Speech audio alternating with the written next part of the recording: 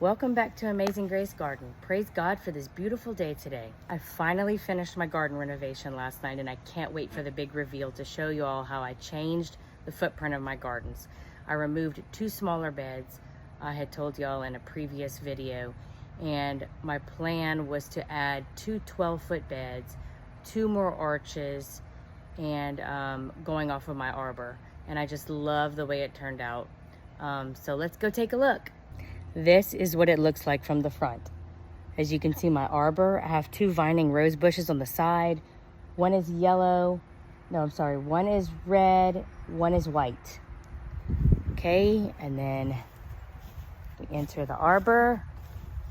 Of course, I love all of my chimes. I have chimes hung throughout. All my kids have helped me pick those out over the years. And we added weed paper to the ground. You can see the weed paper. Should make it much easier for me to be on my knees gardening and not worry about the grass growing up around the sides of my bed, having to weed eat that. And then we added these 2 12-foot beds. Look at those beauties. My husband was so kind to help me put those together, and my kids. And I loaded in about a little less than 2 yards of dirt yesterday. It was a lot of work, but it was so worth it. And then I spent today amending the beds. And then keep walking under the cattle panel. Of course, we have Mary at the end. And this is my bed I always use for my cucumbers. Right now, you can see all the stuff is growing very nicely. I just put my cages around some peppers. Got some flowers coming. I've been hand pollinating those flowers. We have a shortage of bees around here. Cucumbers are growing nicely, broccoli, and then you can see from the back the full footprint of the new beds.